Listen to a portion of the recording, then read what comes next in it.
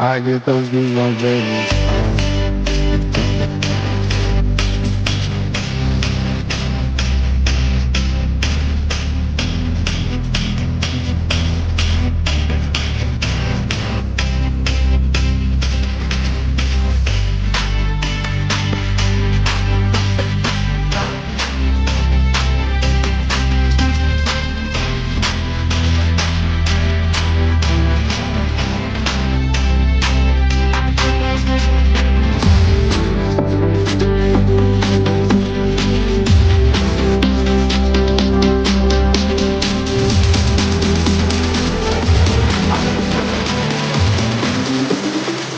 I get those goosebumps every time you come around. Yeah. Peace of mind, you make everything feel fine. Worry about those times, I'm way too numb. Yeah. I get those goosebumps every time. I keep that line, you know that shit is hard.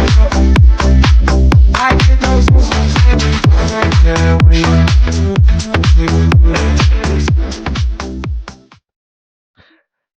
Hello and welcome to the reaction show. I can tell you one thing, there's no goosebumps tonight. Right, let's get into this, lads. I know people are waiting in the chat to see what we have to say as well, but let's get into it. I'll ask the question how you are, but I know already how you are. But Richie, how are you?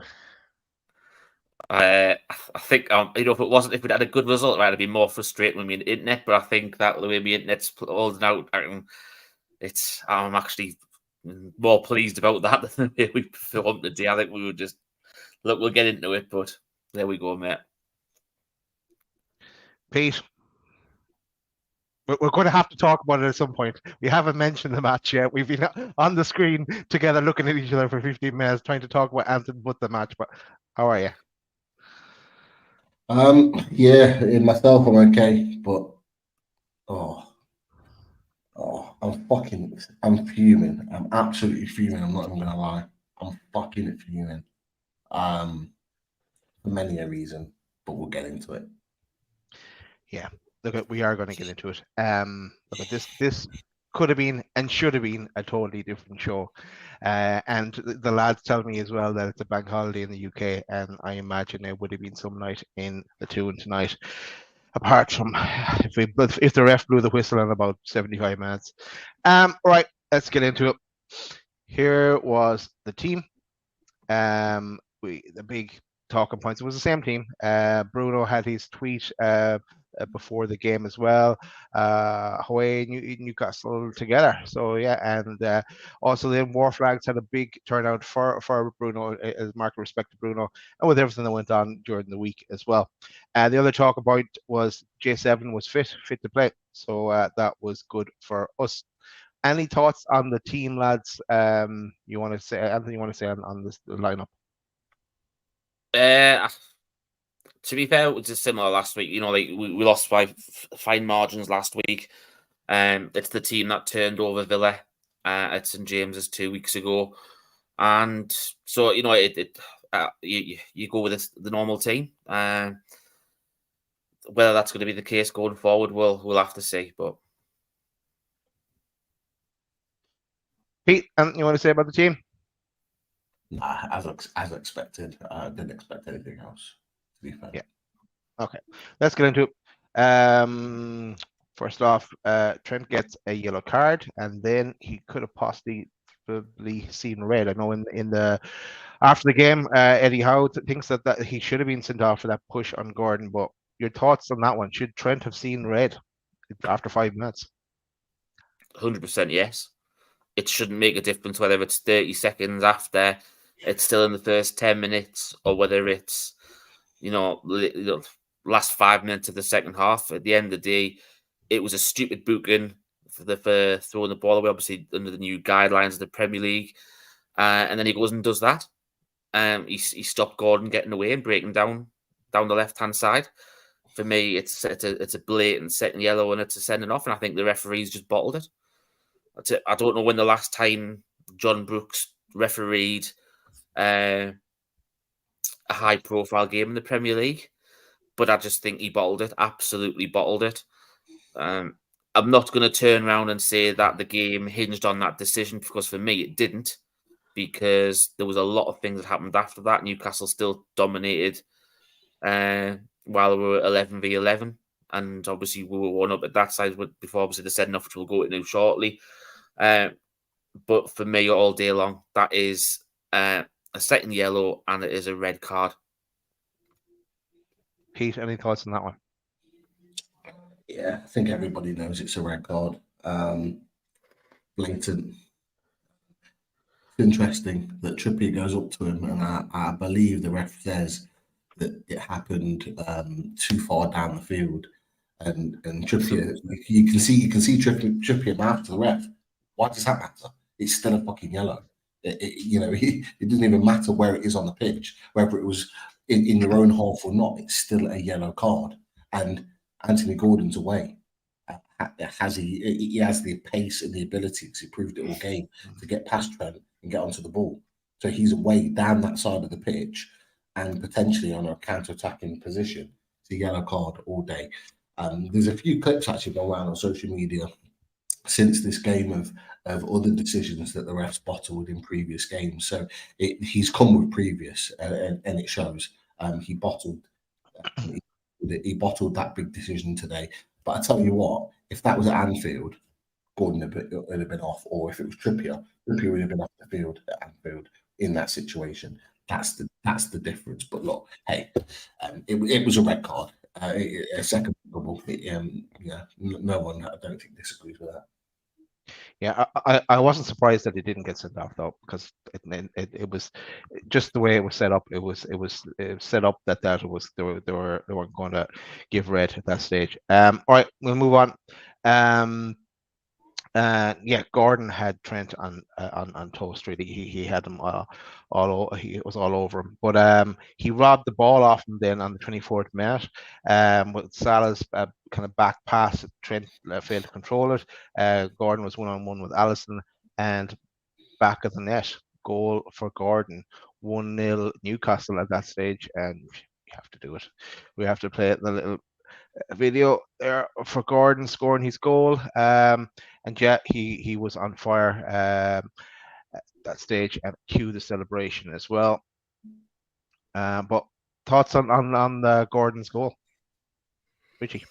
I thought he was in the right position, obviously, to be pressing Trent when he was. Bear in mind, obviously, it was discussed on Sky as well, the fact that you could obviously tell that Trent Alexander-Arnold, his head was all over the place, because obviously what had happened previously to that, and obviously he's just obviously being distracted or not concentrating or whatever you want to say. But at the end of the day, you've still got to be in that if he wasn't pressing, that wouldn't have happened. If you sit back off this Liverpool team, you wouldn't be in that position to do that. Obviously, he took his eye off the ball. Gordon, fantastic, nicked onto the end of it, 1-on-1 with Alisson, and he did what you do. He put it in the back of the net. Was it the best finish in the world? Probably not, but he won't care. Newcastle fans don't care. He hit the back of the net, and that's all you can ask for. Pete, thoughts on Gordon's goal? Yeah, great finish. I've been saying for a while, it's the only thing that's been missing from his game is the final ball, and he produced it today. And people will say, it was a mistake by Trent Alexander. Trent Alexander-Arnold was rattled by Gordon massively. That bad touch is down to the fact that he'd been rattled by Gordon. Gordon had him on toast time and time again, pressed him very, very high.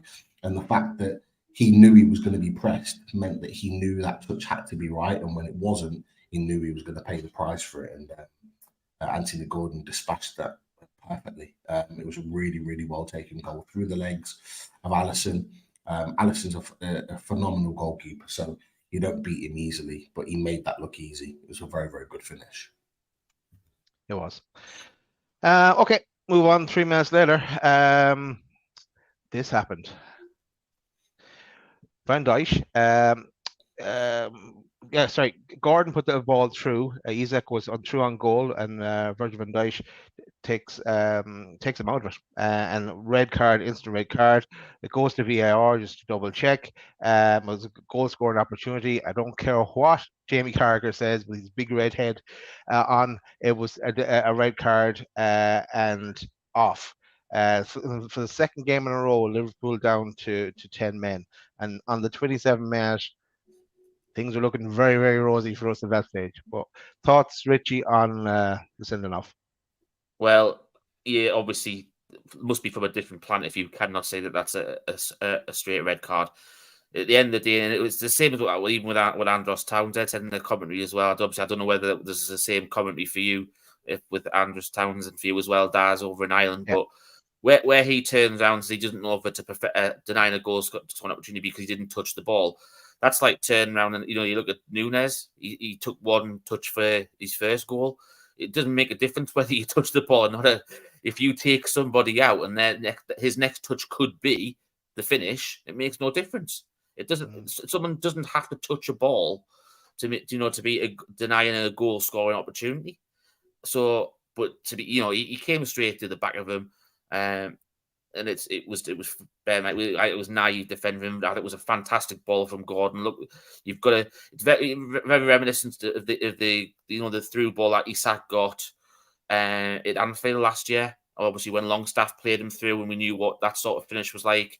And that was a one-touch finish as well. So, it makes no difference. You don't need to have a touch beforehand to be classed as a denied a goal scored opportunity. But it just highlights that the Newcastle were targeting the gaps between the centre-backs and the full-backs. He was caught out of position, obviously, because Matip had to go across because Trent was out of positioning. And obviously, it was a fantastic ball, and I believe he would have at least got a shot on target. So for me, red card all day, and I think anybody who says otherwise needs the head checking. Pete, red for you? Yeah, it's a standard red all day. You take the man out. He's that strong goal.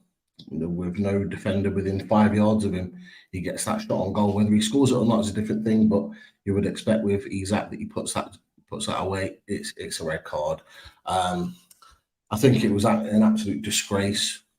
Van Dijk's behaviour after he gets the red card, what he says to the referee, what he says to the fourth official.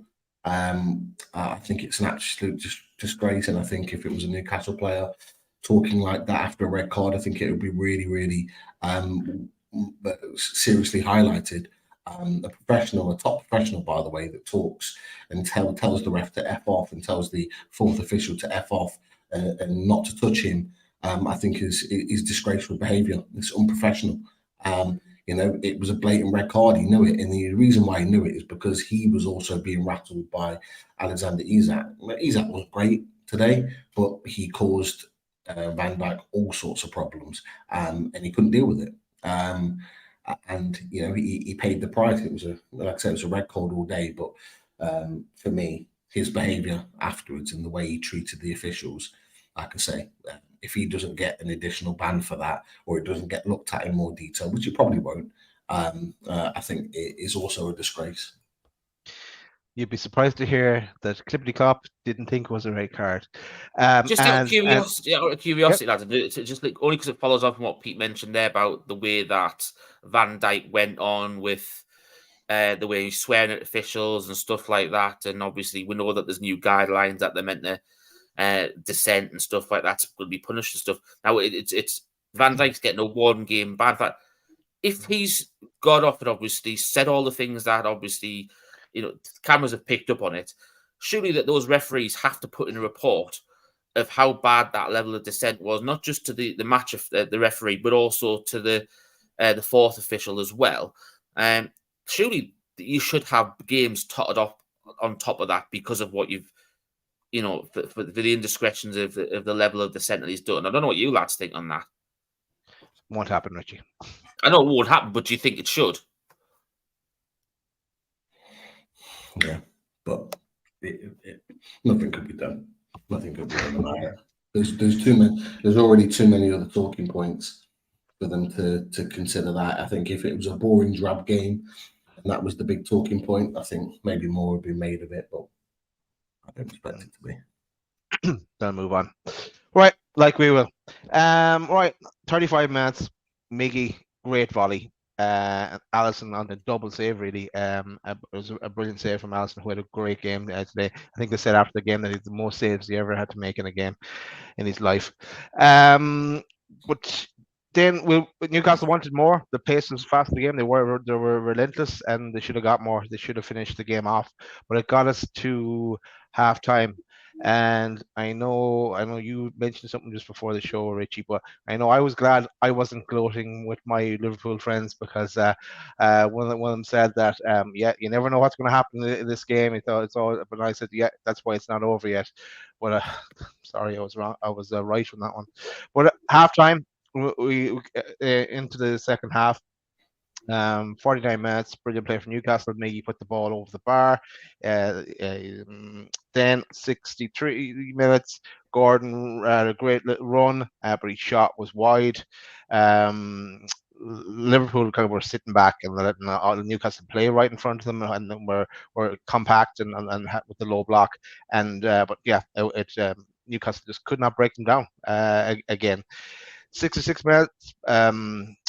Botman challenge on Salah. I think there could have been this one, but it was a great challenge from Botman on Salah.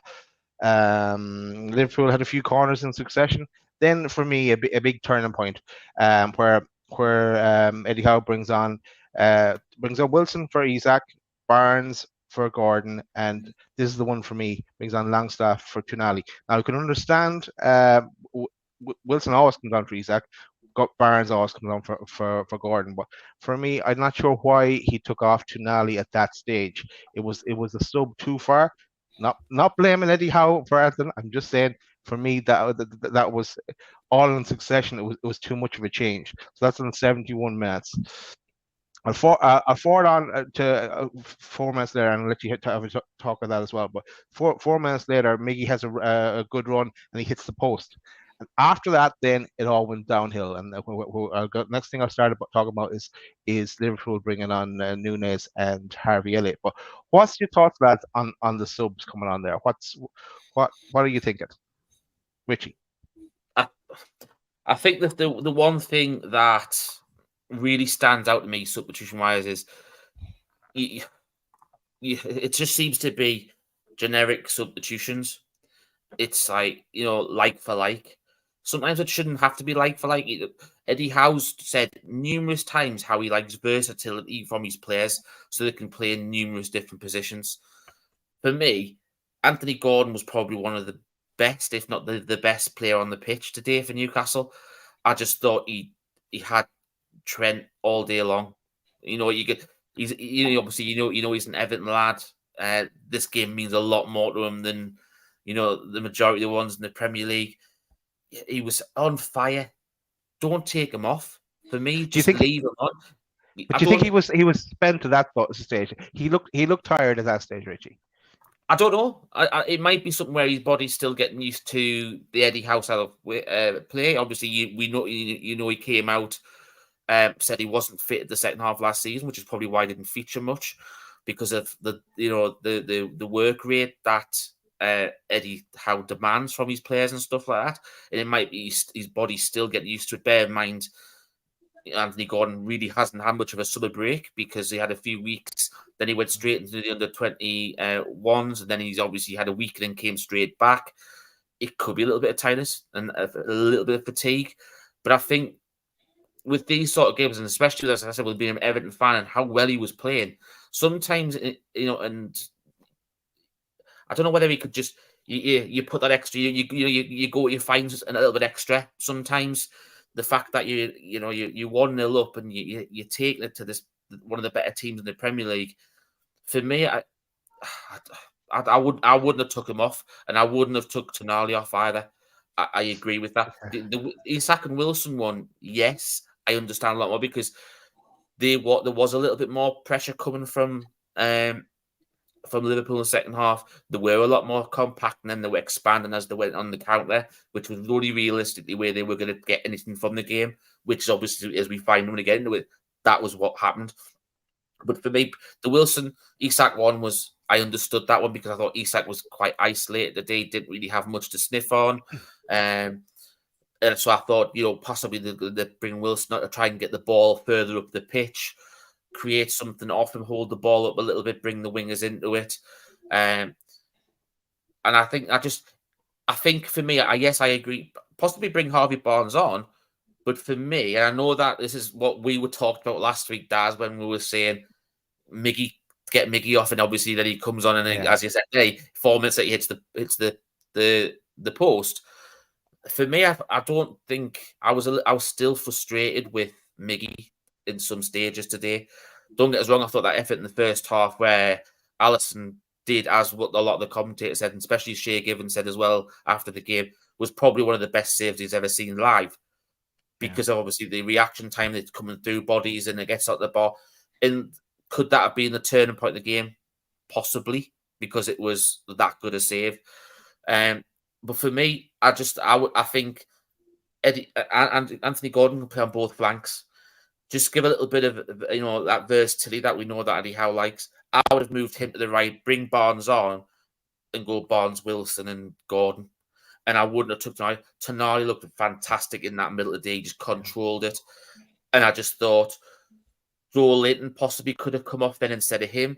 He'd already had 4 fouls. He was close to, possibly, committing some more and getting another booking, which may play something down the line later on in the season, because obviously we know he picked up the most yellow cards for Newcastle last year, and how strict the referees have been this season, picking up bookings for the slightest little thing, possibly protect him a little bit there, and bring Longstaff on for the legs and stuff around Tonali and Bruno.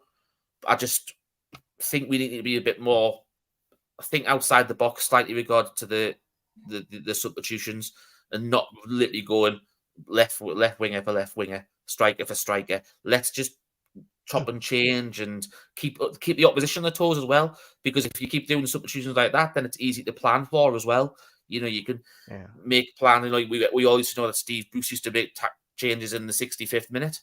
The fans know that, then obviously the opposition know that, and it's the same when you're making substitutions. If you can know who they're going to bring on, you can make plans for it. So let's keep the opposition on the toes as well, especially with the versatility of these players. They can play in numerous different positions.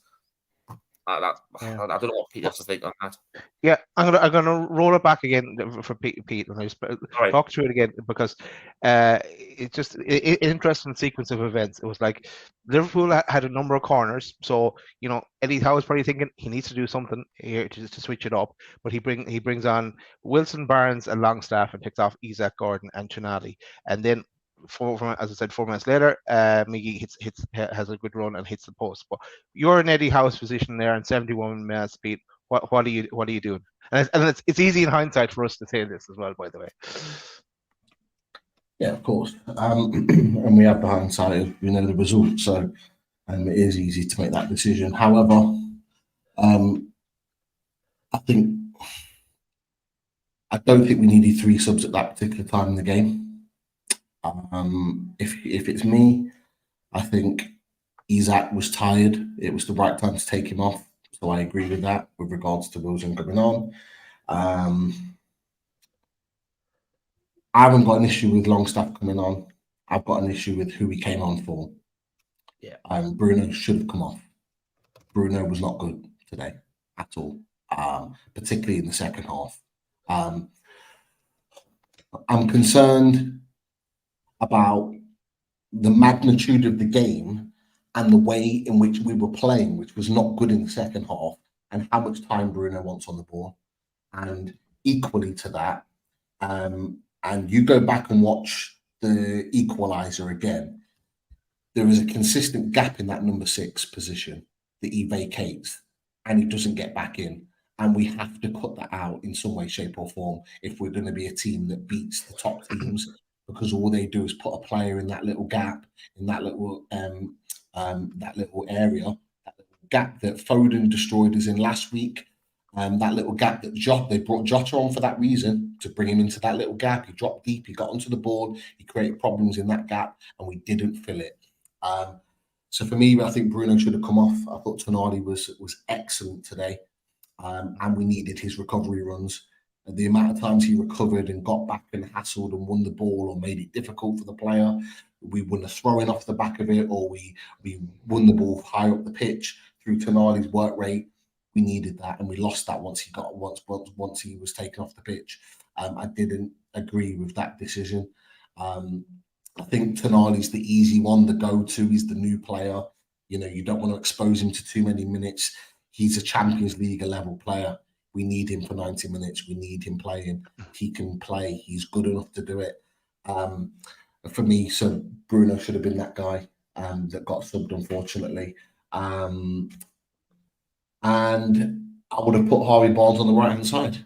I wouldn't have changed Gordon, because Gordon was killing Trent Alexander-Arnold, killing him, going at him time and time again. Why change it? Why change a formula that's working?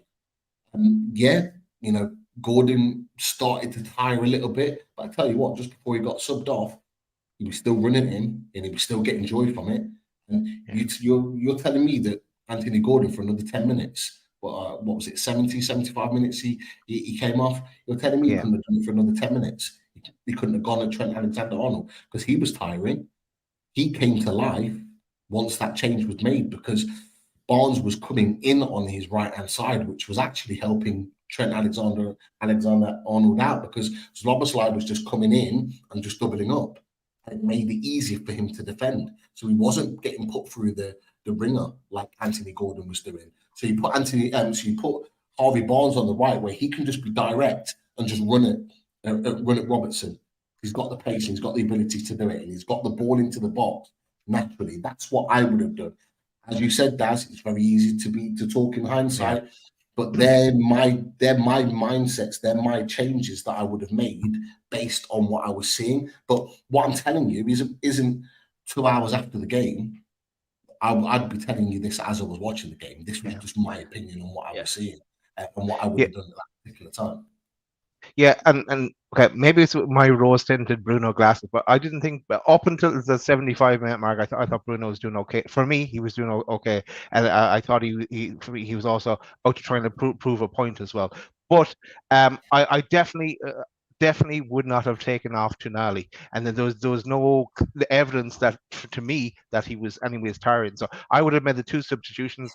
I would have done what he normally does, Isaac, and I thought Gordon was tiring, so I understood that, and Barnes and the movement that he has to try and get us that second goal. But I would have kept him on the pitch, because he was spoiler alert, he was my man of the match, Gordon. But okay, we'll move it on. So Klopp then saw something there that he could make a tweak, so he brought on Harvey Elliott and Nunes on the 77th minute. Barnes then had a break on goal. He made the wrong choice, so he slowed down a bit. He should have really passed it to Wilson, I think. And but yeah, it nothing came of it.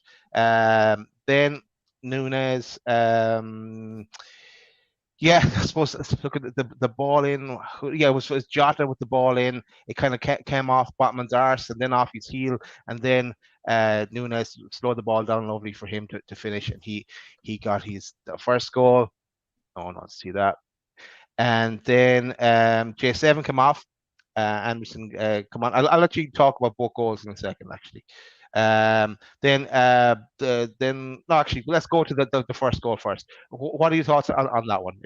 Are you want to pinpoint anyone that you thought it was a fault for that one? It was just kind of unfortunate, really, for me. I agree with you, Dad. I think you've got to just, Bottom had been outstanding for the entire time he was on the pitch. He was outstanding up front. That tackle he had on Salah in the second half was second to none. It was absolutely fantastic recovery tackle. It stopped obviously what could have been a goal for Liverpool at the time. It's just one of those things. He got his body in the way of the through ball, and you can't help it that it's obviously hit off his hip and it's literally hit his heel, and then ran straight on through and for Darwin Núñez, and it's literally bang. He couldn't. It's the way it fell for Núñez. It's as though it could have been, meant. But obviously we know it wasn't. It was just one of those things. It could have off the back of you. They could have went anywhere. It could have went to Shaw. It could have went to Pope. It could have went to whoever was in midfield for Newcastle. But unfortunately, it didn't. It literally fell right into the perfect trap for Núñez, who, to be fair, it was a good finish. Pope could have done much. Pope's position was fantastic. I think even Shea Given mentioned that. Yeah. It was probably one of the only places that Pope couldn't have saved it. Was in off the post. I think on that one, it was just Newcastle were unlucky, but at the same time, we hadn't been clinical enough in the previous, 80 minutes or so. We had umpteen chances to bury, to put that game to bed, and we didn't. And at 1-0, as I said to you before we went on air, I was saying to the Ben, at 1-0, it's always dangerous. It doesn't matter whether you're playing against 10 men or 11 men. 1-0 is always a dodgy scoreline. We needed a second to kill them off. We didn't take it. We paid. Yeah. Similar to the Man City game earlier on, 1-0 up until the point, and then Sheffield United got their goal, but Man City have it in them to come straight back up the pitch and score, more or less. Pete, your thoughts on Núñez's first goal? Yes, great strike. Can't argue with that. Very unlucky with Botman. I thought Botman was outstanding today. I thought he was, so did I. Past, you're looking at Gordon. For me, the best player on the pitch for both teams. Tonali was outstanding. And then you're probably looking at Botman to be in around that second, third place in terms of performance, in my opinion. I thought he was really unlucky. He almost tries to get something to it. It hits him, tries to get something to it. It just falls into the path of Núñez. There's not much you can do. But yeah, great finish. I always worry when Núñez is on the pitch against us because his movement on both flanks is so good. He just keeps the defender moving constantly. He always peels into those spaces. He's like an old style striker off the back of the centre back, in and behind. He is so good at that. But yeah, it was a great finish. To be fair, Pete, going off Núñez, it's something I noticed a couple of people were mentioned when you on away days of the night. And I was keeping an eye on the chat and stuff, and people turn around saying about Núñez couldn't hit the backside of a barn door and stuff like that. And Benfica in the Portuguese leagues are different. He was doing the Champions League. He's a good finisher, but last year you've got to remember he's moving to a harder league. He wasn't really ever played through the middle.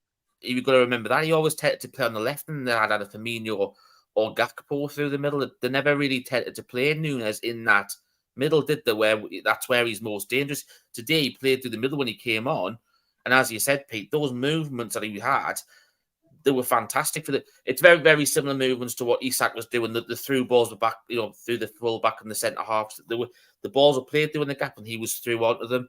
And that's obviously Isak does that for Newcastle. Núñez has done it for them.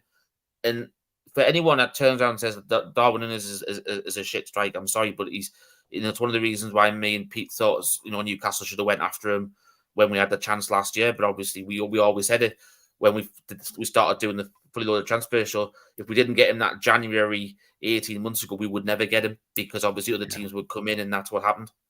Núñez scored 14 plus goals last year in his first season. Like everyone was still writing them off, Pete. He's not a shit striker at all. He's a good striker that had a very difficult start, and has got through that. I think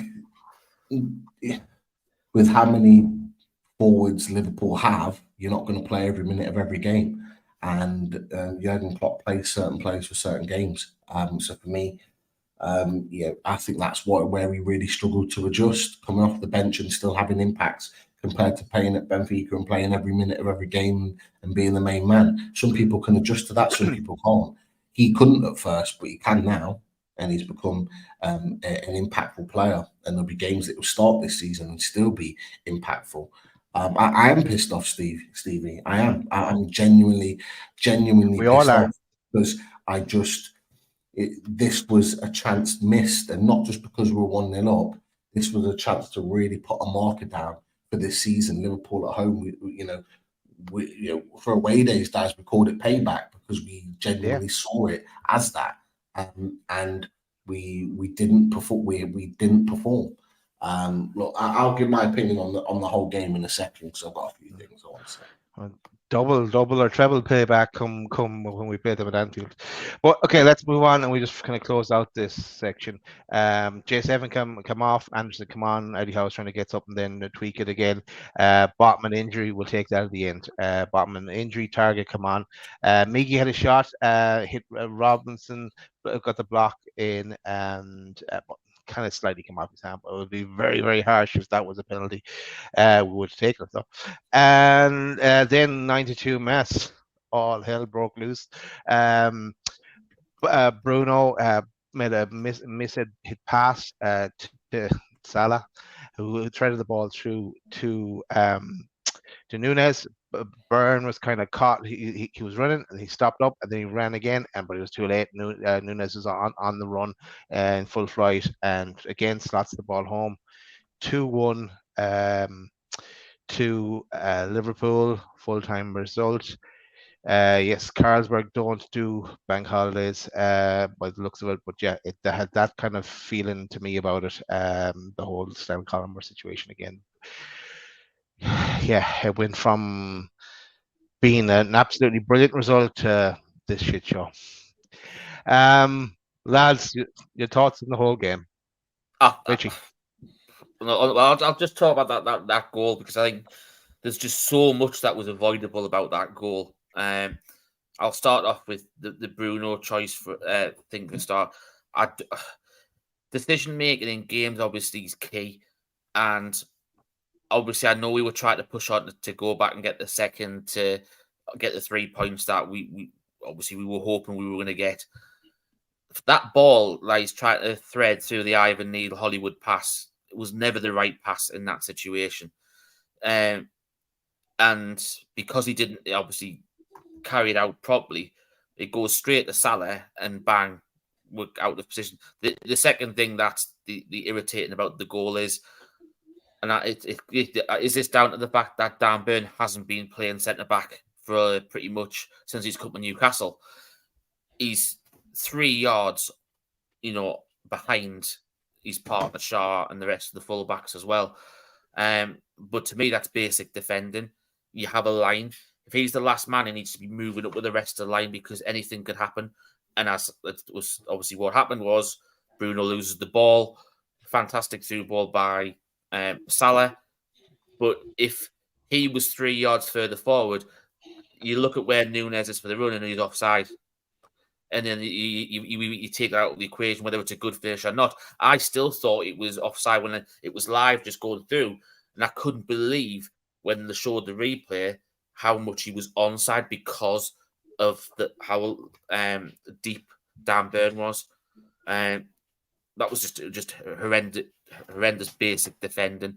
That it's basic. You follow your line, you push out together. If we were defending the ball in the motion, the build up, you can understand possibly, but then again, the whole line would be deeper. Why is he that deep when the ball's in midfield? When we've got possession of it, he should be pushing up, and him and Shaw should be level. That it's just absolutely horrendous decision making by Bruno for that pass, and what Dan Burn. We love both Bruno and Dan Burn, but I don't know.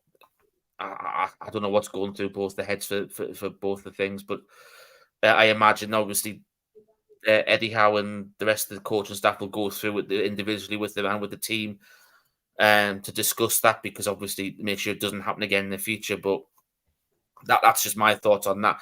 Regards to the good game overall, it's 3 points just thrown away. It's just so demoralising, the fact that you're looking at everyone's wanting Newcastle to be taken as a serious contender. I think what we have the potential to be that, but it just seems to be until we can get a result against your Liverpools, your Man Cities and stuff like that, I think we'll always be talked about as never being a contender at the minute. Yes, we know we've got that one of the hardest start. and people will say it's all right. It's 3 points from 9, but it could have been a point last week. It should have been 3 today, and we're sitting on 7. And you look at that and you think it's a fantastic start. It was just, it's just that second half. It's just beyond word. Really, really was that. We had our foot on the neck against the jugular, and we just decided to let it off. And even with 10 men, I think that's what makes it worse. Yes, it can be hard to play against teams with 10 men, but you can also make it harder for yourself to play against 10 men, and we made it harder today. And it's just, so I think that's all I can say on that bit there, Daz. Yeah, no, just before we go to Pete, you mentioned about being a contender. I think it's too early for us to be a contender. Like, we all got a bit carried away with beating Villa 5-1. I think the way I meant that with contenders, because there's a lot of people in the press talking about us being contenders. Yeah, and I think they say we're in the top 4 now, and would Newcastle, if Newcastle had held on and won 1-0 or 2-0, would Newcastle be then turned around as potential title contenders potentially? It's all swing because obviously it's come as a negative. People are going to turn and say, "Well, no, we're not contenders." If we beat Liverpool, bear in mind we were dominating them when we were 11 v 11, and we go on and win 2-3-0. I see your point. Yeah, you know what I'm trying to say. People are. Yeah. No, I'm not just talking Newcastle. I'm talking people who are pundits who are turning around saying that we are contenders to win the league as well. Do you know what I mean? That's what I'm trying to say on that bit. Yeah, I get you. I guess though there's either way, if the result went either way, there's still too many variables in there for us that are new to us, like European football. Eddie Howe in Europe playing 2 games a week. There's a lot of that kind of whether it would be in the Champions League, or if we got knocked out of the Champions League and we go into the Europa League, whatever might happen. But Pete, your thoughts on the second goal, and then maybe your summary of the game. Second goal, as I said, Bruno steps out of his position far too often. The place gets exploited. The pass from Salah gets put into that area. Look, Dan Burn wasn't good all game. Even at left back, he wasn't good. So to put him into centre back, actually, I was worried 10 times more, because I thought he'd be 10 times more exposed in that middle position. You can get away with it to a point at left back, but when you've got to look left and right, that's different. That's a different proposition, and he was exploited. There's a reason why he sits 2 or 3 yards further back than all the rest of the defenders, because if you watch the game, I'm going to try and put it as nicely as possible. Dan Burn was probably as slow as what the earth moves in 24 hours in the day. He was as slow as anything. And that was at left back. He's even worse at centre back, and he's the reason why. And I think he knows it, which is why he sat 3 yards deeper than any other centre back, and that's why we got caught. Salah had the running of him early on in the game in the first half at left back. He was out of position time and time again. Botman's having to cover, Joe Linton's having to cover, Gordon's having to cover. There is a massive concern for me if Botman continues to play at left back, because we're talking about elite level teams, and although we kind of talk about Liverpool as not quite being there yet, they've shown that they are a top team with a top mentality, and we're going to come across them in the Champions League, and we need to be ready for that. So for me, he was not good today. He was really not good in it. It throws a huge question mark to me about what he does moving forward. Andrew just put in the chat, Burn has been excellent. He has been excellent for the last year, no doubt about it. We've sang his praises, but we're looking forward now, and we're coming across bigger, better players, and they're going to expose. They're going to expose him. They really are. You watch that game back. Anybody watch that game back, and you look, particularly in the first half, the way, and to be fair, Man City did the same. The way in which teams set up they set up their teams, so we have to give Dan Burn the ball. And as soon as Dan Burn gets the ball, They press him because they know they can get the ball off him, because they know he's not good on the ball. And they did it time and time again. As soon as Burn got the ball in the first half, bang, they pressed him and they put him under pressure. In the end, and you'll see it, maybe about 20, 25 minutes in, Burn gets bypassed. So what you find is Botman's playing the ball past Burn into Gordon, or bypassing Burn is the simple option and going inside to Joe Linton, or finding a more riskier ball into Bruno, or passing it back to Shaw and playing it across the right. There is a trust level there. There is a trust level with Burn on the ball. They don't feel as confident with him on the ball. If you're going to be fighting at the top end of the table, you cannot have that as a team at the top. You cannot have that. You have to be able to trust all your players on the ball, which is where Lewis Hall comes in. And this is what we talked about when we signed him, is because he's confident on the ball. He can travel with the ball. He can take the ball up the pitch. Yes, he's not 6'5", 6'6", whatever. He's not as good in the air, but he can continue the good quality football. And that is what we need. Okay. And going back to the goal, he was exposed for that. Darwin Núñez on the turn, bang, goal. Fantastic finish. Completely punished Burn there. But I have to say, and a few people have come back to me and said, oh, we weren't that bad in the first half. I was not comfortable for that whole game, even with 1-0 up. Never comfortable. The issue we have at the moment in time against Man City, and again today against Liverpool, even at 0-0, even at 1-0, even at 1-1, is that we gift the opposition easy plays. So we work so hard. Joe Linton, tireless in his work. Tonali, tireless in his work. Trippier was great pressing the ball. Anthony Gordon, great pressing the ball. Even Miggy at times was really, really good. We know he works hard. We press to win the ball back so hard, but then we give it away cheaply. We get the ball back, and within 2 or 3 touches, we've gifted the ball back to the opposition. We did that with Liverpool time and time and time again today. And that's what I'm most disappointed about, is because in the times where we had the ball in our possession and we worked so hard to win the ball back, we kept gifting it back to them and gifting it back to them. And that gave them confidence. It gave them confidence in the game that they were going to get the ball back, and we weren't ever really going to create anything off the back of it. And that's something that has to improve. It's only been in these last 2 games, but it's a concern for me because we don't look confident on the ball. It's why we brought Tonali in to control possession in the games. It's why we want Tonali and Bruno to play together to control possession in games. They did it against Villa, but in the last 2 games, they haven't been good. And it's not like we've been massively pressed either. And it wasn't just in the midfield, it was across the pitch, giving the ball back so easily. And that's the thing that let us down. Second thing, final third, finishing.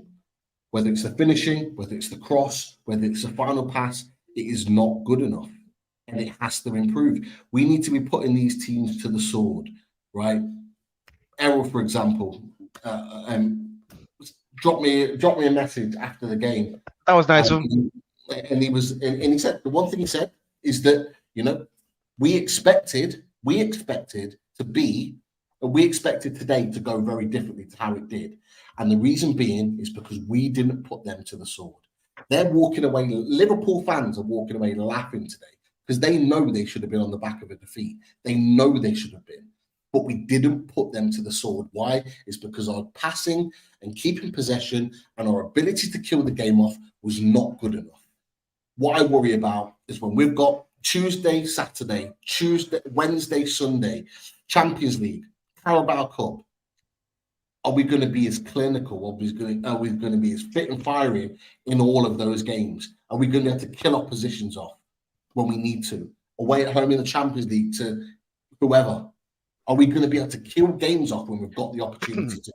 This is what I want to see from this team. Yes, it's not all positive.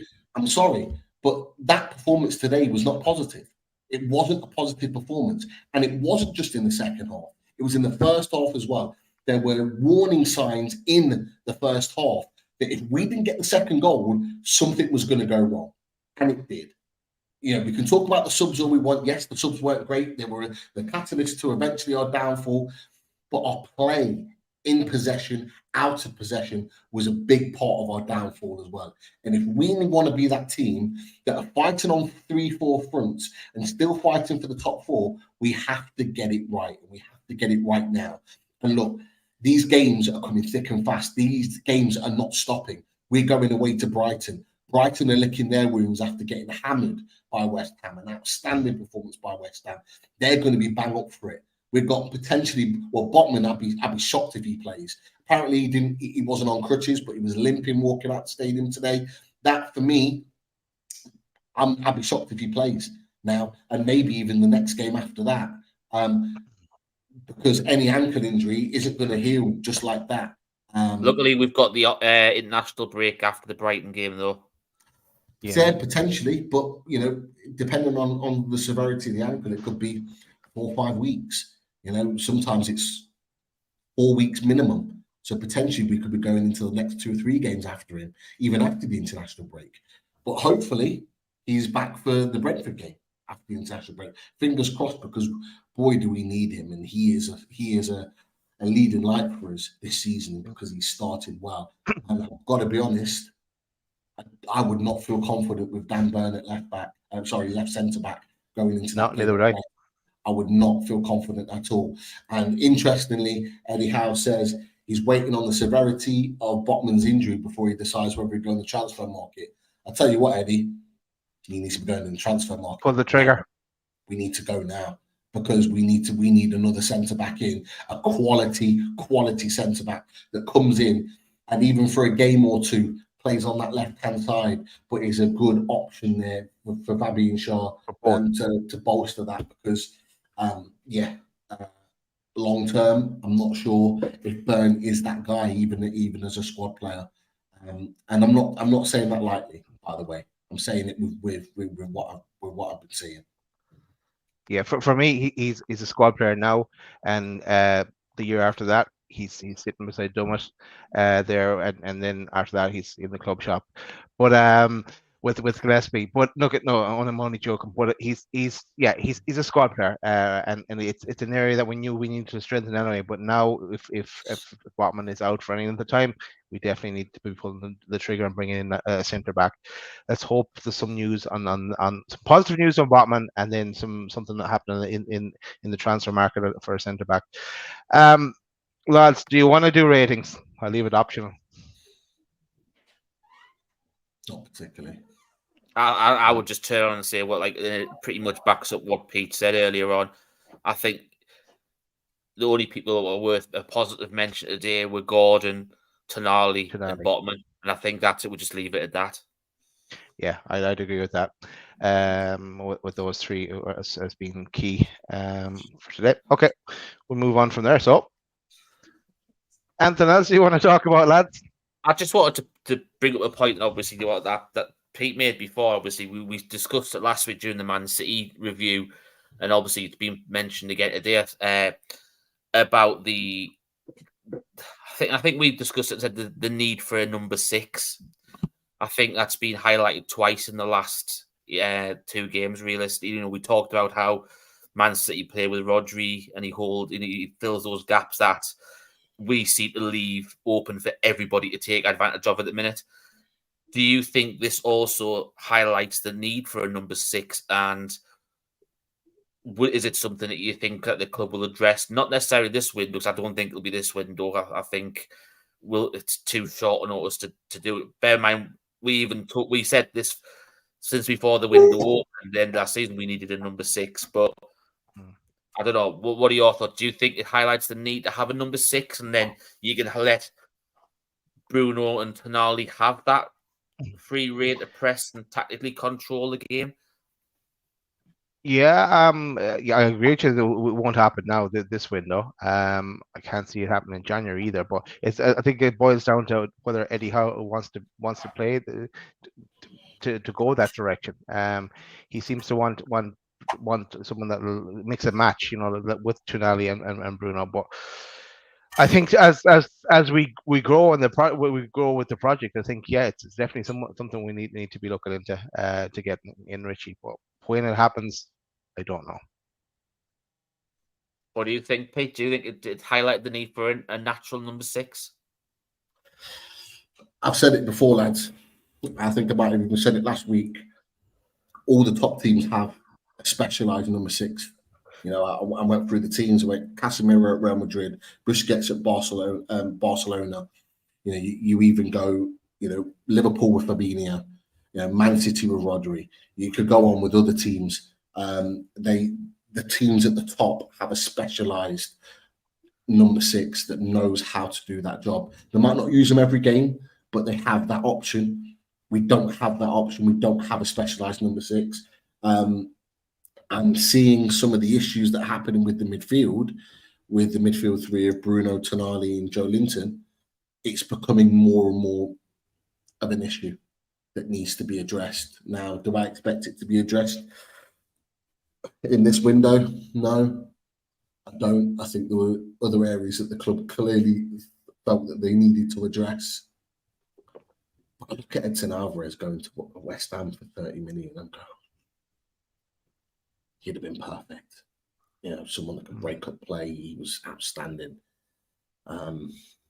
yesterday. And you just think, yeah, we need to seriously look at that. And I'm sure it will be addressed next summer, along with a right winger, along with maybe another striker. I'm sure it will get addressed, but it is something that we need to look at, because if we want to be that team fighting on that top level, you know, we're going to need someone that breaks up play and makes the difference. You know, a number 6 today, a specialised number 6, maybe would have been the difference. Maybe could have stopped one or even both of those goals. We don't. I think, especially the second one, because obviously we mentioned about that through ball that Bruno tries to you know, the Ivan needle pass. If he's doing that 10, 15 yards further up the pitch when he's got a number 6 behind him, that goal probably isn't scored. But if you're playing that pass as the furthest line centre midfielder, you've got more chance of it happening, which is what happened today. Yeah, but Bruno's just not good with the recovery runs. He's not as quick in his recovery runs. He hasn't got the pace that Joe Linton today. Jesus Christ, there were 2 recovery runs that he made that stood out for me that he had no right to win. I think they were in the second half. Early in the second half, when they were sort of coming back into the game, and it's just like, it's what we need. We don't want Joe Linton playing in that position. We want him further forward, because he was affecting the press going forward. But he was superb. Tonali did like 5 or 6 the recovery runs, pushing the attacker into the corner, winning the throw, or forcing it out for a throw in high up the pitch. That's what we need. And Bruno. This is not shitting on Bruno. Bruno's just not built that way. Bruno is built for being creative in the final third. So that pass that splits the defense, that pass that goes through to Isaac, that would get him more involved in the game. You know, without the responsibility of having to run back and be the main stopper in that midfield.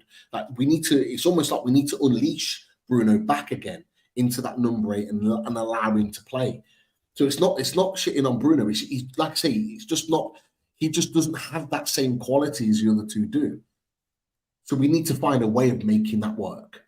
And the number 6 can definitely help that.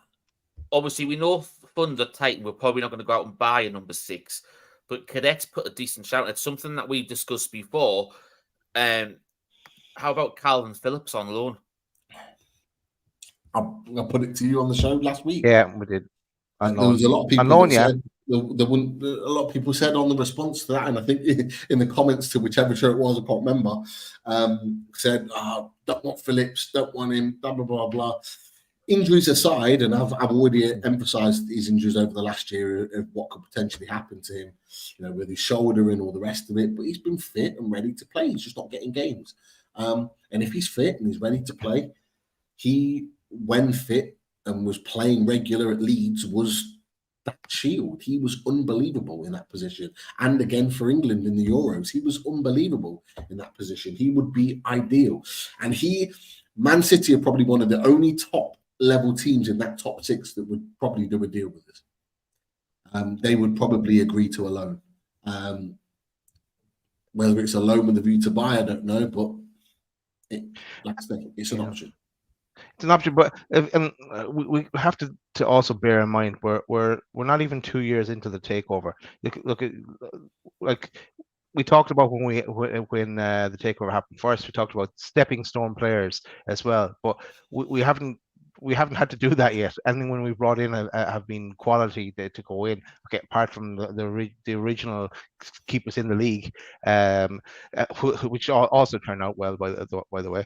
But yeah, someone bringing in a stopgap, kind of a loan sign on, why not? It gives us another option, if nothing else, and to rest a few players as well now and again. Richard, do you want to go to the other questions or comments that you have there? Yeah, I will do. First of all, I want to give a shout out to Dan for becoming a new member at Loaded Ultra. Thank you very much, Dan, for your support and wanting to be part of the team. Obviously, next time we get around to do a members draw, you'll be part of that. Jan Levens, he just basically wants to say that Eddie must take responsibility for this one. Some players are not on form, no names. He's scared to put some of them on the bench. And let's have a look. JLO Browsey, he's adamant that we weren't going to show these comments, so I deliberately put them in the chat because obviously it needs to be. We're not all against things or whatever. And he says, I know my comment won't be read out as usual, but 12 months ago, Liverpool were 2 games from winning the quad. In a year since we've overtook them, Klopp knows this. It's to do with their fans. But yes, we lost, but I'm sorry. In every position, we were better, are better. We fucked up. Yes, I know it's football. It happens. I'm gutted. But remember, under Bruce, we were shit, yet blagged results. That's Liverpool today. We are a better team. With them now, we have to learn quickly. But usually, I'd be pissed like I was against City because we were bad. We wasn't today. We battered them. Shit didn't fall for us. Just didn't fall for us. So look, yeah, we start Broski. Look, we read the message out for a start, but you're right. It's that I know the lads will probably agree with us on that as well. We've come a long way in that 2-year period. Like as they said, Liverpool have probably dropped off a little bit, and yeah, we battered them. And you're right. The equaliser, something that didn't fall for us. It was luck that gave the equaliser off the, Botman got in the way of the pass, and then he goes on, scores from there, and then obviously you look at little stuff, probably little bits of naivety from some of the players and stuff for the second one. But I've got to agree with Jay Lobrowski. And look, we have, as I said, we've read them out. We appreciate putting stuff in there. Just because we don't put them on the chat live doesn't mean we haven't acknowledged them and put them in the chat like we have here. So if you're still in the chat, look, there you have it, or you watch it back. We did put them up there. Dan put up a fantastic thing here just to promote Loaded. Redirect all the anger into spamming the like button. So remember, if you haven't already smash it. If you haven't already liked the video so far, I know it might be hard to like a losing review show against us, but look, obviously it helps us get up the NUFC algorithms and stuff and supports the channel. So please like, and if you enjoy the content, obviously feel free to subscribe for free as well. Let's have a look. There's only a couple more we can go through. Dave Bullman, right? I'll come to this one for you, Pete, because obviously I know your thoughts on both these players. But Dave basically wants to think: do you think we will regret not going for Madison Diaby after being linked so long, and how well they've started for for Villa and Spurs? I think we have to see down the line whether we'll actually regret it. But there's a reason why I talked about these players so positively, because they're quality players and they're performing well for both of their teams. I think Diaby scored today. Madison has completely revamped Spurs almost single-handedly. He has revamped Spurs as an attacking entity. They look dangerous against a good Bournemouth team, by the way. They're a good team, and they will disrupt a lot of teams this season, Bournemouth will.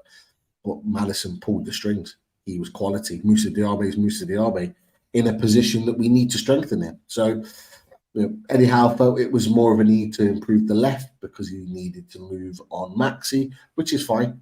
And at that point, nobody knew, or it wasn't guaranteed, the start that Gordon was going to have to this season off the back of last season. But Gordon's had a fantastic start. So yeah, You can look at it now and go, two players we've massively missed. But equally, and this goes back to a point that I've made over a year ago, when things were great and we were flying up the league. James Maddison coming in, and I said this at the time when he was linked, we would have had to change the way we play because Maddison plays in the holes. He's not a runner. He's not a workman-like player. He's not going to be one of those players that are going to run himself in the ground for you. But you give him the ball in and make the difference. And this is what I think Eddie Howe has really got to wrestle with this year. It's a big. This is a big season for lots of different reasons. But it's a big season in the evolution of Newcastle United, because are we going to go down the route of having 11 players that are just going to run through a brick wall for us? Or are we going to mix it up and have those runners in the team, like a Joe Linton, like a Longstaff? And are we going to then sprinkle it with a little bit of excellency, a little bit of quality, a little bit of stardust, and make us more into a footballing team? And I actually think that's where Eddie Howe's going, and it's part of this evolution.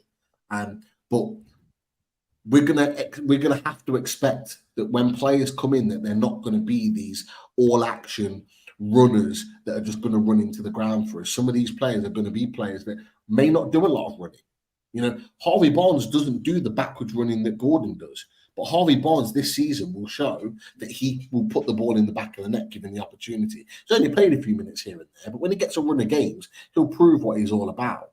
And that's the thing. That's the evolution of Newcastle, becoming this hard workman-like team to a team that's full of quality and class. Still the running, maybe not as much, but still that quality. And that's what we're going to have to wrestle with as a fan base, because we're going to have players in there that are going to be maybe a little bit like Maxi, maybe a little bit like Harvey Barnes, and a bit like Maddison that you get frustrated with because they don't work as hard as the other players. Will make the difference. Maybe less so Maxi, but will make the difference in the final third. So that's something that we're going to have to hold on to. And no doubt in the next year, we'll probably have another conversation about that. You're coming at that from and correctly from the players we need, and what that little bit of dynamic shift to alter games or to set up depending on who we're playing. But you also you see in the documentary how the owners are coming at it, and their hands are tied in a certain way. They have access to a lot of cash, but they can't use it because of financial fair play. So again, goes back to a project. You can't do everything all at once. Has to be in stages. And Eddie Howe, if Eddie Howe decided to strengthen, to bring in, okay, we couldn't potentially afford the wages anyway. But if we strengthen in the top of the pitch, we wouldn't have now we have a new left back and a new right back, and we have Tonali. We wouldn't have those options, and we would be killed in other positions. So we can't have everything all at once. You can't have our cake and eat it all together. It would be nice if we click your fingers and that magic happened. Like we probably thought when the takeover happened that we could get everything we needed all at once. It's going to take time. Now, I'm just saying that to everybody, not back to you, Pete, just to everybody. No. We have to be patient and let this grow. Yeah, it does. If we were able to use the money that we've got available to us, I'll tell you now, our two wingers that would be supporting Isak would probably be Diaby on the right and KK on the left. And that's just the reality. Get rid of financial fair play. That would be Newcastle United's front three. Because there's no doubt that they were keen on both players. And I think more so now with the financial fair play stuff, obviously the Adidas stuff kind of throws that out there. But when that comes into place is a question mark. But I think they probably wanted Moussa Diaby, but they had to prioritise sorting a left and kind of hoping that Miggy has the same season goal scoring wise that he did the previous one. But look, it is what it is. So on Twitter tonight, while people are having meltdowns, it's not this person out, that person out, giving out shit about it. It's financial fair play out. Then we can start to really play ball. Richie, back to the questions. It's not so much, it's questions. Yano has made a couple of points here. Botman injury should send us back into the transfer market. I presume that means it's if it is going to be a long-term one, if it's going to be something where it's a matter of a few weeks. I can't see it unless there's I know it's something that we might talk about again this week, with rumours at the end of last week talking about potential outgoings of squad players. Realistically, obviously Lascelles is probably the most high profile, one of those who's been potentially linked to other clubs. Which, if that was to go through, we're not going to let Lascelles go unless something's possibly in the pipeline, I'd imagine. So obviously that's something we'll probably talk about a bit more in depth on one of the shows before the window closes this week. I know also then mentioned, like if you're taking Gordon off, why don't you move Isak over there to run at Trent Alexander-Arnold? We know how good Isak can play on the left as well. And he would have probably had a field day against him as well. And obviously him and Wilson have got a good link up. But then again, if you're going to start doing that, why do you buy Harvey Barnes? Do you know what I mean? You could be looking at, what Pete's just mentioned. And to be fair, I think it's something we've said for a while, that right-hand side was more of a priority than having another left winger, sorry. That was my eyes. I didn't think it was an area that needed improving. I thought we had options there, versatility, the people that we'd seen from last season. I thought the right-hand side was more one, and I still think that's the case. Because with Miggy and Murphy as your two right wingers, I still think there's a big gulf in class and consistency on a week-to-week basis. Richie, the one thing I'll say with that is that you look at certain players in the squad. I'm not going to name them, but you look at certain players within the squad that we're hoping perform to their maximum. Yeah. They can't afford to perform mid-range. They have to perform at their maximum all the time to benefit what we're doing on the pitch. Like whether they're coming off the bench, whether they're starting. So Miggy's an example of that.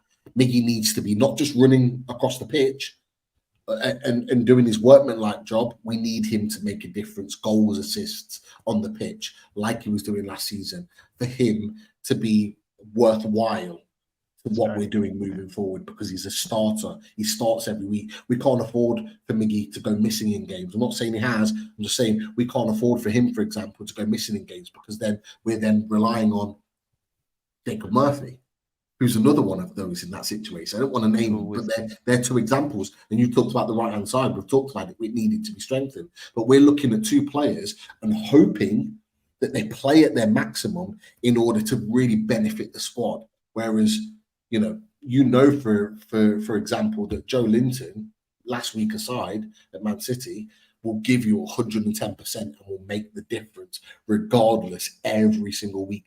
Kieran Trippier the same. Every single week. We've got those guarantees. There are some that are not, and that's the problem. I think the way to phrase it is, if you go back to when we had the takeover and we did squad game 1, would either of you at the start of squad game 1 when we had the takeover, would you have expected Miggy and Murphy to be your two options as right wingers? No, I think we probably had both of them gone. You're the only one that was keeping Miggy, and look, he did go on to do well, obviously, last season. And not saying that he hasn't done too badly this season yet either. It's just that the goals haven't come yet. It's only 3 games in now. Yeah. But yeah, no. To answer your question, no. I thought we would have someone else. Right. I don't know. It's one of these ones where I've started to possibly ask the question, and I'll ask it. I will ask it, but it's up to you whether you want to answer it, especially after what happened on Twitter this week about players and stuff like that. But John Askew has asked the question: was Eddie the problem, or was it the players, or was it both for the performance today? I'll leave it up to you whether you want to answer it or not. For me, there's a mixture, and look at for 75 minutes, we were the better team, obviously, and we were 1-0 up. But yeah, Eddie got things wrong. The players made mistakes. Like we've called them out. For me, it was taken off Tonali for Eddie, and for the players, it was those with Tonali off, the cracks began to show, and with the Bruno's misplaced pass, Dan Byrne playing at centre back with with the Botman off, and unfortunate the way that happened with Botman, as we said, but Botman was one of our star performers. So it's just little things today, and it's a shock. It's a shock moment because we're so far ahead in that game. We should be celebrating a victory here today. So I'm not throwing any of them in any individuals under the bus. Collective mistakes and maybe the decisions, but look at we go on to the next game and we can put that right and get hopefully get 3 points against Brighton. Yeah, I think I can't remember the exact question now. I don't know if you still got it up there, but I think it was something like, is Eddie Howe to blame or is it the players? Yeah, who was to blame? Was it Eddie Howe? Was it the players or was it both? Yeah, I think it's not about blame. I think it's about taking responsibility. I think everybody, including fans on social media, have all said that the subs weren't the right subs. I think we all know that, and I think Eddie Howe needs to take responsibility for making the wrong subs at the wrong time. So he does need to take that. Look, Eddie Howe will not be in the next year or two void of criticism. Yeah, I love the guy. You boys know how much I love Eddie Howe. We all want him to remain for sure. Of course, and that's not in question at all. But yeah, he has to take responsibility for that. It's not about blame. It's just take the responsibility and ensure that the right subs are being made, and it's not the generic sub. Be ruthless. That's what I want to see from my manager. Be ruthless. Top managers are ruthless at times. They make decisions not just because they're a mate or they're someone that managed at a different club. It's making the decision. He was ruthless with Isak. Isak's now our number one striker. And he made it clear to Callum Wilson that that's the case. Good. He was ruthless. Now he needs to be ruthless. Miggy, not doing your job, come off. Bruno, not doing your job, come off. You want to start every week, put the performances in. This is what you need to do to get it right. It needs to be ruthless. But you need to take responsibility because subs weren't right. Players, it was mismanagement on the pitch that was the downfall to our performance today. And the players need to take responsibility for that. Eddie Howe said in his interview after the game that he wanted and told the players to be more attacking to kill the game. So my question is why were the players so tentative and would rather keep the ball along the back line and along the midfield and rather than go for the throat and pump the ball forward? If that's what Eddie Howe's instructed his players to do and they didn't do it, they need to take responsibility for that. So again, both need to take responsibility for it, but for different reasons. Right, this has just literally popped up, and I'll finish on this question before we get on the sponsors, Daz. Do you guys think that the Brighton is a must-win game already? As an international break is coming up, you need the confidence going into it. For me, they're all must-win games, but I know what the question is asking. But if we were to lose it, nothing changes. We just have to keep regroup and go again. But no, I think we will get something at Brighton. Brighton aren't the same outfit as last year, even though they still produce bring these gems from nowhere. And that the games before the West Ham game, they were on fire as well. But I think we'll get a win at Brighton. And this will go to bed. This dragging in to the international break then. It's not a must win. It's not a must win. What would it be?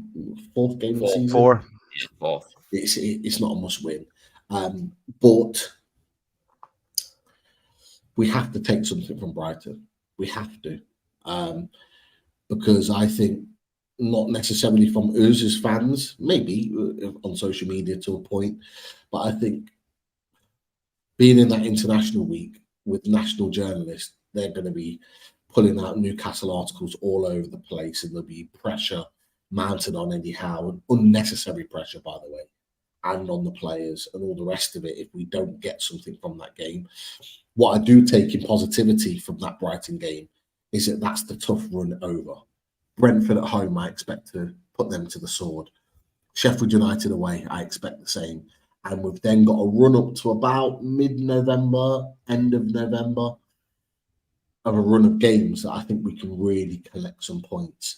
Look, you look back at Man United last season, they got spanked early part of the season, lost to Brighton, got absolutely hammered at Brentford. Everyone thought they were going to be finishing outside of Europe, and they ended up finishing third. It's a long old season, lots more football to play. So am I saying it's going to be a must-win? Not a chance. No, yeah, the league later. isn't decided in August. We can agree on that. No, you really start that. You need to have a good few months yet before you can think that. But I think, for my opinion, I think on the Brighton one, I think it's not a must win, but I think it's a mustn't lose. I think you need to take something out of the game, just as any bit of positive. Because we all know the Amex is a hard place to go. Was obviously when we go next week and we play them, we'll find out whether yesterday's result that they got against West Ham was a freak result or not, because it's not often Brighton get turned over that like that. But everyone was ranting and raving about them being fantastic start of the season, 2-4-1 wins. But then you look in hindsight, they've played, what was it, Wolves and was it Luton or Everton and Luton or whoever it was. Yeah, the opposition wasn't great. Luton. They played Luton at home, first game of the season, Wolves away, and then West Ham. Yeah. The opposition, their start's been pretty easy. Newcastle would have loved that start. Oh, yeah. You know who else had an easier start? I can say this because it makes me feel better. Everton. They had a better start. Sorry, Lisa. Evening, Chris. Yeah, sorry, Lisa. Hi, Chris. You know who had an easier start? Everton. Yeah. I think that rock might be. I think that stone is going to be pummeling down to the division of 24 teams next season. Do you? Oh, come on, it's time, guys. Come on, it's time. Everton. It is. It's time. They've treaded water for too long, Pete. Man, they've treaded water for too long. Yeah. They should have gone the first season. They got lucky that. Then last season they got lucky again. Jesus Christ. I wanted to ask you boys a question. Sky cut to a couple of times actually Lewis Horn in the stands. Why wasn't he in the squad? I don't know. Everyone was giving out as well on Twitter that why is he in the squad? I guess it is unusual. It would have been an option to maybe even bring on as well. Still a target coming on. I think I'd be pushing to start him next week against Brighton. Throw him in. Yeah, he's apparently training well as well. I've got to be honest. Like, I don't know. This might be me being really harsh. So please tell me if I'm being really harsh. But you know when you see, obviously Dan Burnett just shifting to left back, but when you see left centre back, when you see Target coming on, it don't fill me with confidence. The other thing that didn't fill me with confidence is he was sitting beside Dummett and Gillespie. So Dummett is just happy to be there, happy to get a ticket for the game, to say the truth. And Gillespie's on his phone, and Lewis Hall is intensely, engrossly in the game. He's like taking in everything, and that's exactly what we need. The others. It's mad, isn't it? It really is mad. Like we gave Paul Dummett a year extension, just to basically sit in the sands and just be a fan for the season. Like it's crazy. Like he's already played his football this season when he went to the US.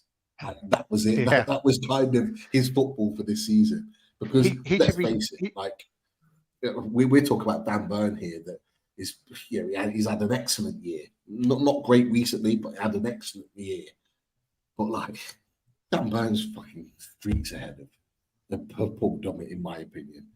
Dummett should be fighting in the ballot with the rest of us. That's what you should be doing, not getting a free ticket to the game. And Gillespie, don't get me started on Gillespie. Membership. He should be doing YouTube videos with Alan P. That's what he should be doing. Membership. Not just that, but it's Joe Lindsay said in the chat. Does anyone want to see John Carver sitting next to Paul Dummett? How's he getting a ticket for the director's box? Jesus Christ, man! He got hounded out the club. Right, look at me. We've managed to turn it. We've managed to make let's end with a smile on our face, Gaza. Yeah, I think we will. I think Let's we not will. end on John End on that Carter, note. please. Fuck yeah. Greatest coach ever. All right, Eric, shout out to theradiatorshed.com. And, as we put Pete in jail there, all the lovely radiators that Russ has on offer. You've seen them before. And get in contact. Actually, yeah, Russ gave a shout out to us on Twitter as well as our sponsor. And get down to the Radiator Shed and get sort yourself sorted with Russ. If you mention us, you get the old discount. And also the install works, you can sort you out with that too if you need to get them installed. And then even come the loaded van and get that sorted for you. Also, shout out to H2O Bathroom Design Co., the Northeast's largest supplier of Velcro and Botch bathroomware. Team Valley Gateshead, over 20 years established, run by the family. Get down to the showroom on 11th Avenue, Team Valley Estate, Gateshead. And yeah, we all know the lovely bathrooms are there, and they've probably new pictures in the new showroom, but go check out the latest with H2O Bathroom Design Co. That's it for the sponsors, lads. We'll be back during the week. We've a few ideas for shows.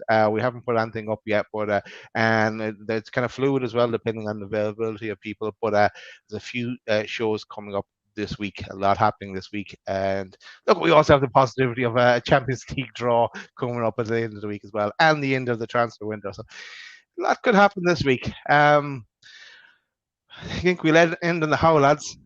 What do you think? In support of Eddie. He will turn this around, don't you worry. Stick with Eddie. How'd you like that? Good luck, everyone. Enjoy your bank holiday.